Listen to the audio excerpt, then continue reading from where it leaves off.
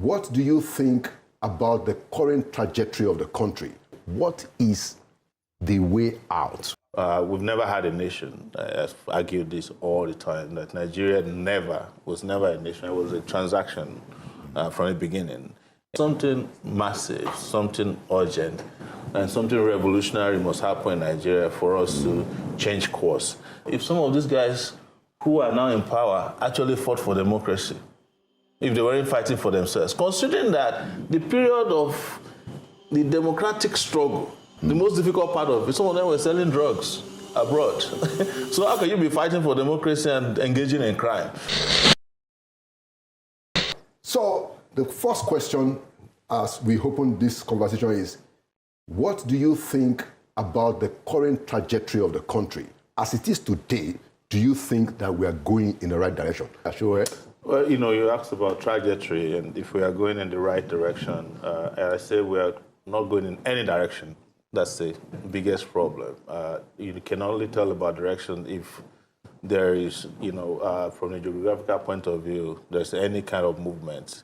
Here you see a lot of motion, there is no movement. And if there's any movement at all, it's a movement that is going backwards. And Nigerians, or Nigeria, is paying heavily for both their decisions and their indecisions. Their decisions in deciding, for those who decided on this trajectory, and the indecision of those who did nothing. And that's why you cannot say, and I agree with Aisha, that you have a country today. We've never had a nation. I've argued this all the time, that Nigeria was never a nation. It was a transaction from the beginning. And that next step is what we haven't been able to make, because we never also have had the kind of leaders that are visionary, that are capable of driving you in the right direction since I have been a Nigerian, which is 1971. Well, okay, so it's a very nice way to get into it. Now, let's get deeper into the issues, So what is the way out? Is there a legitimate path, out of this trajectory, I'm going to start with Sowore. I think any way that saves people from the doom and destruction that has become their lot is legitimate. And I say this so that people are very clear about where I stand on Nigerian issues. Earlier, I agree with Aisha that there is no country. Where I disagree or differ from them and their party was their own brazen hope, I call it brazen, that the judiciary was somehow going to deliver differently in the 2023 election, because it has been very clear from the election, from the primaries at the party level, the conduct of INEC, that they were not planning an election.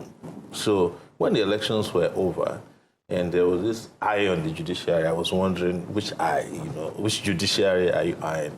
Because I understand the judiciary right from my university days.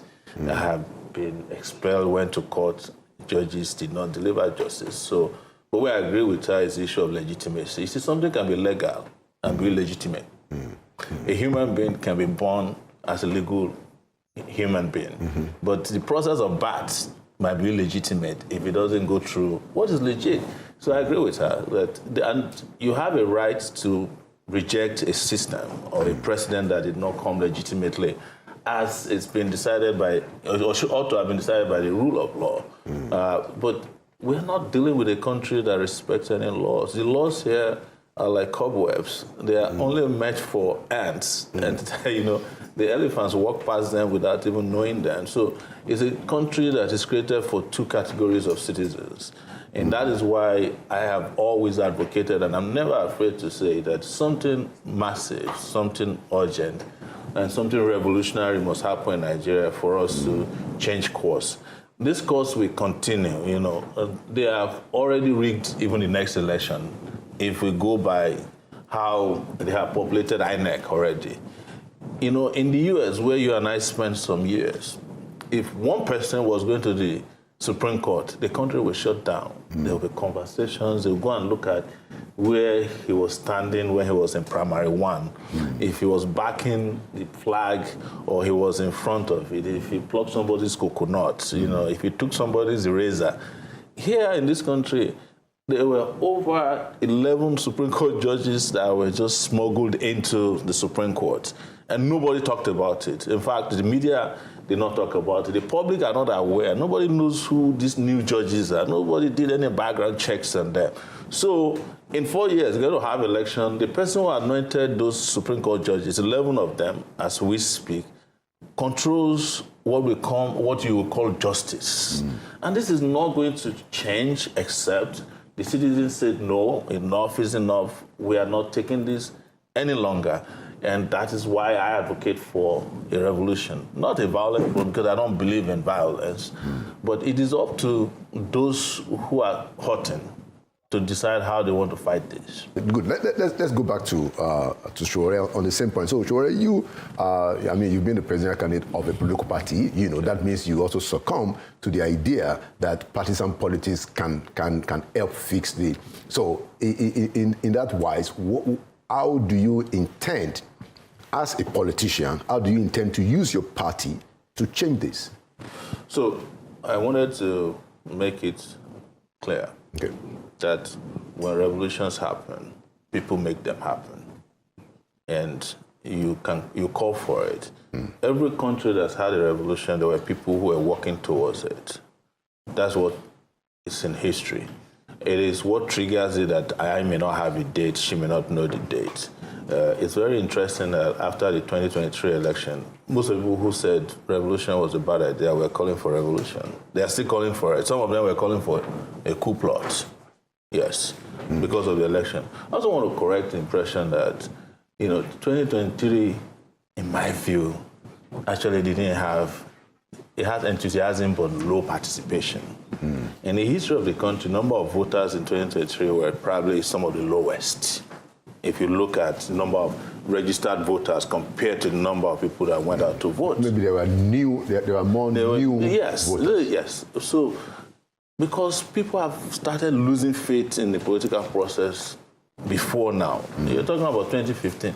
In 2007, and you and I were covering this from the US, the Supreme Court decided, first it was the Court of Appeal, that you don't need, what do they call it, serial numbers for the ballot papers. And as a result, Yar'Adua became president and he had to apologize himself, being what they call a good Muslim, that I know I didn't win the election, but let's move on. So this process did not start today. But what has been happening is that those who are manipulating the process have been growing in impunity. And I want to address the issue of where the leaders come from. We cannot claim that people are not, we are not producing leaders. What has not happened is that some of the best leaders in this country have not been given the opportunity or have not created the opportunity to lead. You cannot claim that after my 30 years of being an activist, from the university to creating media to doing some of the things that are impossible, even living abroad, I consider that, education and leadership development. You can't claim that Aisha here, who led a major movement to bring back our girls, is not ready for leadership. No. See, when the revolution happens, when the vacuum is created for good people, you'll be surprised at how many leaders we have who have just been suppressed in their various fields, who are depressed, who are compressed. They will be unleashed on society. Some of them will come from abroad. When I was doing the election campaigns in 2018, I met Nigerians who are tunnel engineers in the UK. They are the ones building the tunnels that the trains drive. You have a Nigerian doctor who brought out a baby for the first time in history, fixed the baby and put it back. How can we say that the country don't have these leaders? But as long as you keep putting, or these guys keep imposing themselves on the system, those potentials will never rise to the surface. And the last part I would address over this issue of leadership is that even the struggle to bring about a better society creates its own leaders. But we must not forget that the number of people that fought for democracy compared to the number of people who have transited from that era to the new dictatorial era she's talking about, but there are very few, very few, and you can argue, and I've argued this before, if some of these guys who are now in power actually fought for democracy, if they weren't fighting for themselves, considering that the period of the democratic struggle, the most difficult part of it, some of them were selling drugs abroad. So how can you be fighting for democracy and engaging in crime? So this is what we have found out. So if you do the maths very well, you discover that the real democratic leaders have not transited. And this is a conversation probably for another day. And that is why some of us went and created parties of our own. Because Chief Gani Fawemi created one in 1994 when it was not even acceptable to create a party. Part of the reason I participate in the political process is also to throw off the contradictions in the system, so that the more of those of us who are outliers participating, the more the system's underbelly is exposed to the public. But if you leave it for them, which is what we did in 1999, by the way, we fought for democracy when it was time to transit. We all left. I left Nigeria in 1999. By the time I came back, they had bloodied Gani Fawemi. Falana tried to be governor of Ekiti. He lost in a way that nobody has ever lost. They ridiculed everybody. Real pro-democracy activists were ridiculed. But the fake pro-democracy activists got into power. Yes, from 1999. So we should not consider those ones as the real face of the pro-democracy movement, because most of them weren't fighting for democracy.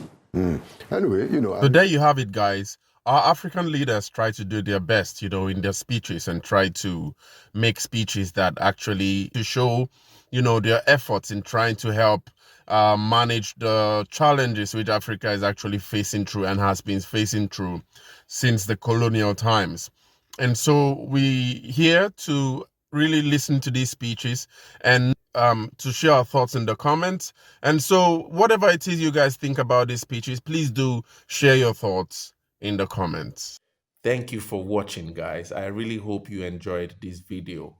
Please share and like and subscribe, because that's the way you support Kwazemi as a channel, an Afrocentric channel, where we try to understand deeper issues in African history and hopefully develop a collective intelligence on how we wish to build the Africa we want to see as people of Africa. See you in the next one.